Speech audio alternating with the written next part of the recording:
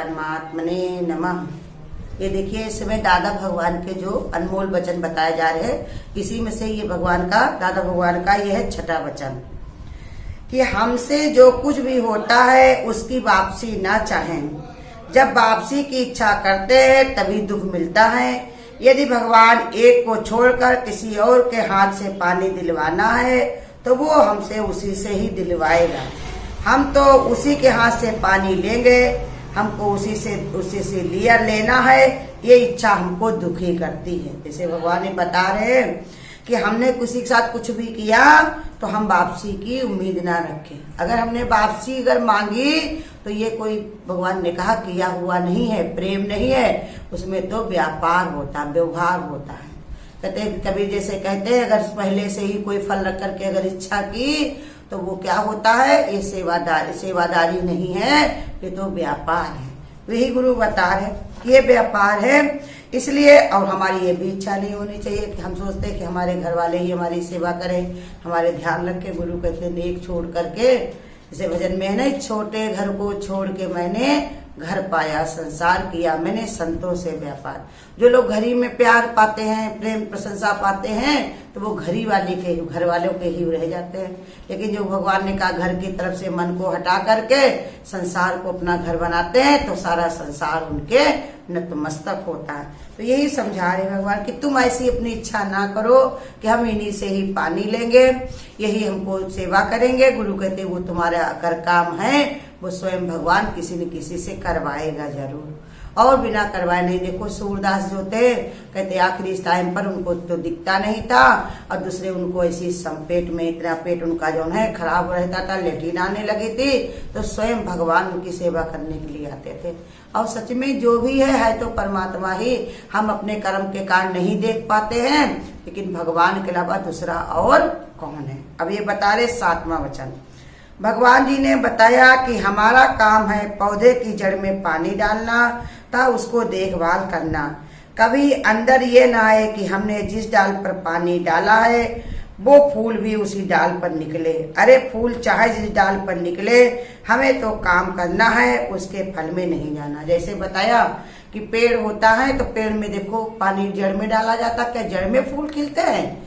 फूल तो उनके, भगवान ने कहा, तना उनकी डालियों में खिलते हैं, पानी जड़ में पड़ता है। ऐसे तुम भगवान का भजन करो, भगवान की सेवा करो, भगवान का विचार करो, भगवान का ध्यान करो, और भगवान किससे तुम्हारा क्या कार्य करवाता है ये मन में पक्का विचार करके भगवान करवाएगा जरूर। ऐसे भरोसा रखो। भगवान जो भगवान की शरण में आ गया, भगवान ने पहले ही बता दिया कि उनका मैं योगक्षेम स्वयं वाहन करता हूँ।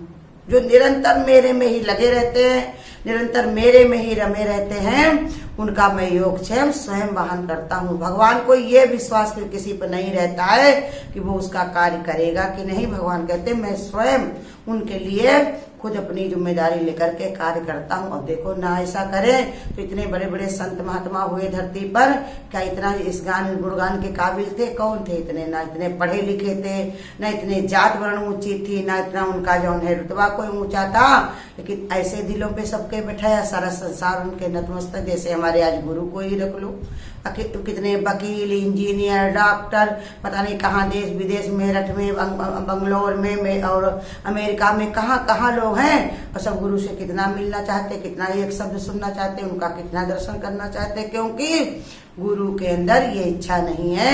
उन्होंने भगवान के कार्य को समझ के संसार में ज्ञान को बो दिया, अब जो जैसे अपना जीवन में लगाए। यही गुरु कहते हैं। हम लोगों को भी गुरु बता रहे, तुम भगवान का कार्य समझ के कार्य को करते जाओ, और भगवान कहाँ से क्या करवा रहा है ये पक्का निश्चय रखो, भगवान करवाएगा जरूर। क्योंकि हम उसके, भगवान ने कहा हम उसी के ही बच्चे हैं, उन्हीं के ही बच्चे हैं, परमात्मा के अलावा और मेरा दूसरा कोई और नहीं है।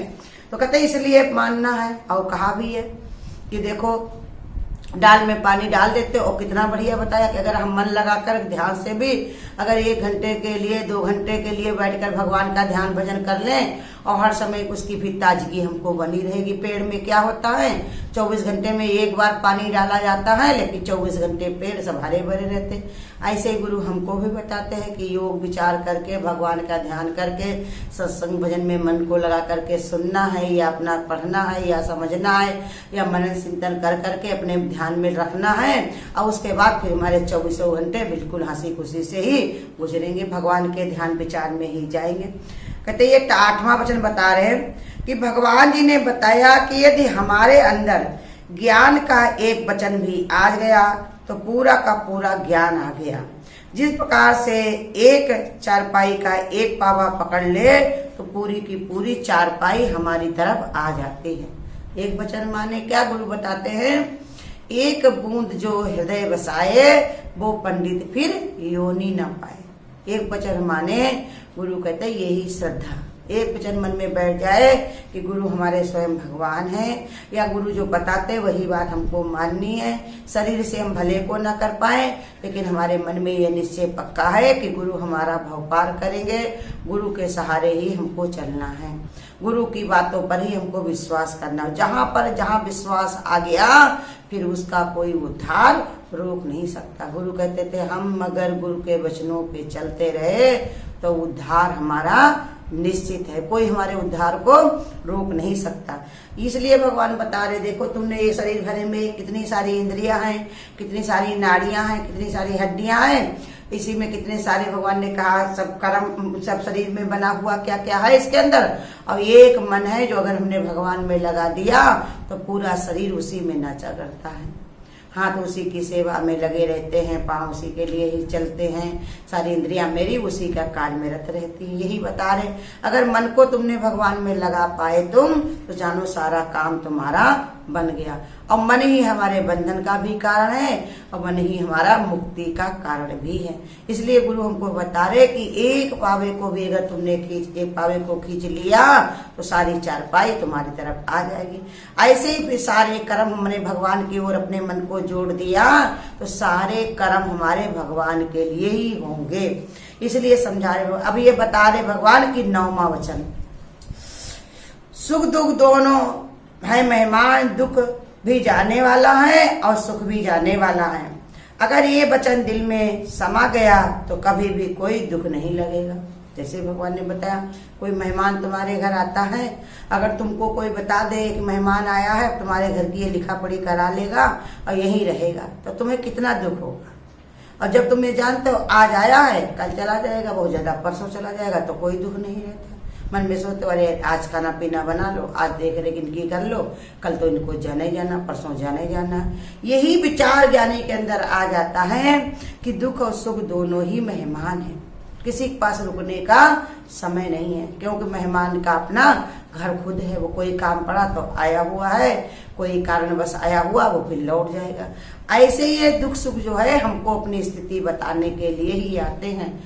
दुख में हम दुखी होकर के भगवान को भूलते हैं कि नहीं, और सुख में कहीं हमारे अंदर घमंड तो नहीं आ जाता है, कहीं हमको ऐसा तो नहीं लगने लगता है कि हमारे बराबर कौन है। कहते ज्ञानी जो होता है दुख में खुश होता है और सुख में जौन है अपनी पहचान करता है कि कहीं हमको दुख में खुश कैसे होता है कि भगवान का खूब सुमरण हुआ भजन। गुरु कहते मांगना नहीं दुख, लेकिन दुख आया है तो उसमें घबराना भी नहीं है। वो जानता भगवान का भजन चिंतन खूब हो रहा है, भगवान की महिमा का गुणगान हो रहा, भगवान की कितनी याद हो रही, इसलिए उसके शुक्राना निकलता है। और जो सुख आया है तो उसके अंदर उसको ये बात का बना रहता है, भगवान के मन में डर बना रहता है कहीं हम भगवान को भूल न जाए, कहीं ये माया हमको भूला न दे। इसलिए भगवान ने कहा कि अगर सुख आया है तो भगवान का जो है ध्यान रखना, और दुख आया तो शुक्राना करना। दुख सुख दोनों में दोनों है मेहमान, दुख भी जाने वाला सुख भी जाने वाला। अगर ये वचन दिल में समा गया तो कोई हमको दुख नहीं लगेगा। ये बता रहे 10वां वचन, माँ बाप का प्यार सबको भिखारी बनाता है तथा गुरु का प्यार हर एक को दातार बनाता है, अर्थात सबको देने वाला बनाता है। देने वाले का सर सदा ऊंचा रहता है और लेने वाले का सर सदा झुका ही रहता है। ये बता रहे भगवान कि माँ बाप का प्यार सबको भिखारी बनाता, क्योंकि माँ बाप बच्चे से खुद ही दीनहीन होकर के प्रेम करते हैं। बाप कहता नहीं है कल हाथ पकड़ना मेरा जब मैं बूढ़ा हो जाऊं। माँ कहती है हमारी तुम लाठी बनना, मेरे सहारा बनना, मुझे खिलाना पिलाना, मेरे बुढ़ापे में देख रेख करना। तो दीनता हीनता से वो प्रेम करते। लेकिन गुरु जो होता है वो पहले बादशाह बनाता है। जिस दिन से हम गुरु शरण में गए तो गुरु कहते ये दीनता हीनता छोड़ दो, तेरी रोजी तुझको ढूंढे, तू गल बिच का आराम, दाने दाने पे लिखा है खाने वाले का नाम। गुरु हमको निश्चय देता है कि तुम अपनी तरफ से किसी से ना मांग करना, और देने वाला तो स्वयं सबको भगवान है। इंसान क्या देगा, वो खुद ही मांगता है।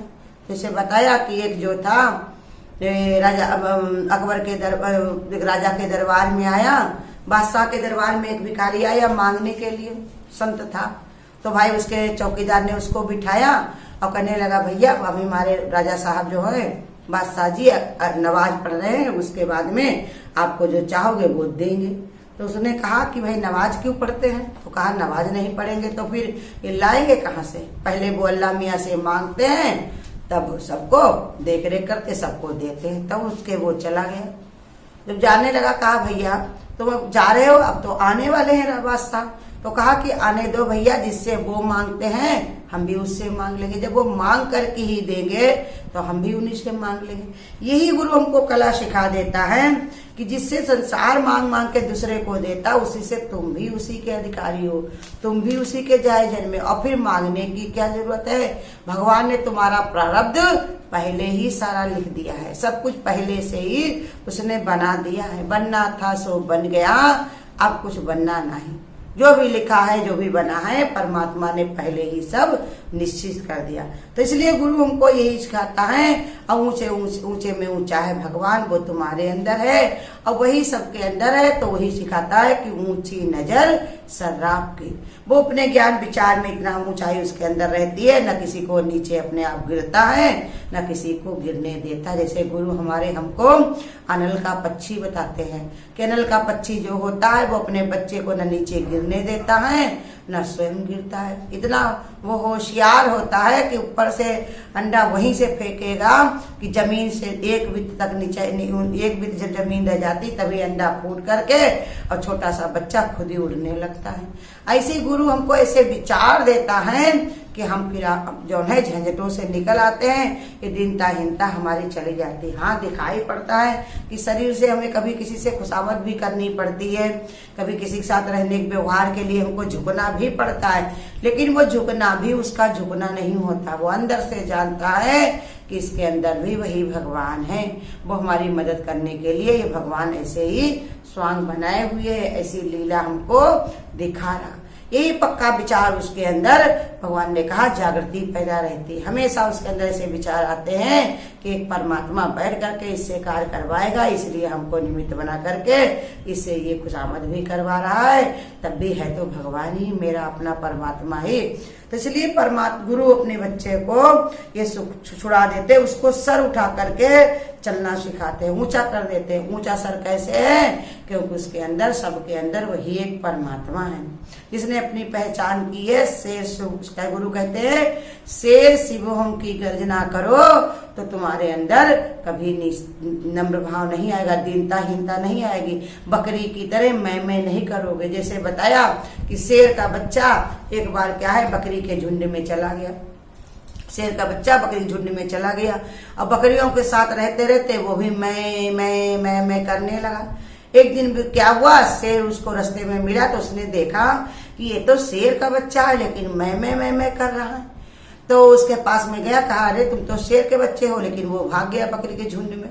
उसको पकड़ा, वो लेकर के नदी के किनारे गया और वो नदी में उसको पानी में अपना चेहरा भी किया और उसका किया बताया उसको कि देखो हमारी तुम्हारी एक ही जात है, एक ही योनि है। तो वो भी शेर सोहम की गर्जना करने लगा।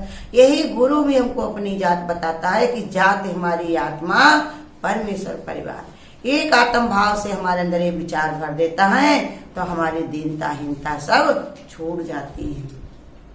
करे मुँह की खेती बंदे खुद ही तो काटेगा, सुख दुख तेरा कोई और नहीं बांटेगा।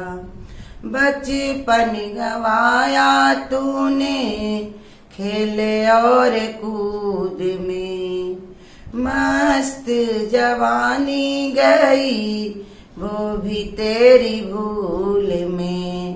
बचपन गवाया तूने खेल और कूद में, मस्त जवानी गई वो भी तेरी भूल में। समय यूं गवाना देना देखो बुढ़ापे का, सुख दुख तेरा कोई और नहीं बांटेगा। कर कर के काम खोटे नाम कमा लिया, पाप वाली गठरी का वजन बढ़ा लिया। कर कर के काम खोटे नाम कमा लिया, पाप वाली गठरी का वजन बढ़ा लिया। जो भी तूने काम किया सब किया घाटे का, सुख दुख तेरा कोई और नहीं बांटेगा। कर्मों की खेती बंदे खुद ही तू काटेगा, सुख दुख तेरा कोई और नहीं बांटेगा। जिस दिन प्यारे तू जाएगा जहान से, दूर खड़े होंगे तेरे चाहते जो जान से। जिस दिन प्यारे तू जाएगा जहान से, दूर खड़े होंगे तेरे चाहते जो जान से। होगा हिसाब सब तेरे कर्म खाते का, सुख दुख तेरा कोई और नहीं बांटेगा।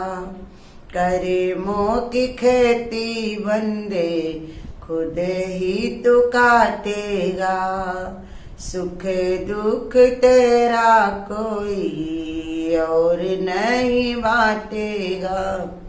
करने को आया क्या तू मानो विचार कर, पाना है प्रभु को तो सबसे तू प्यार कर। करने को आया क्या तू मानो विचार कर, पाना है प्रभु को तो सबसे तू प्यार कर। जितने भी दिन बंदे दुनिया में काटेगा, सुख दुख तेरा कोई और नहीं बांटेगा।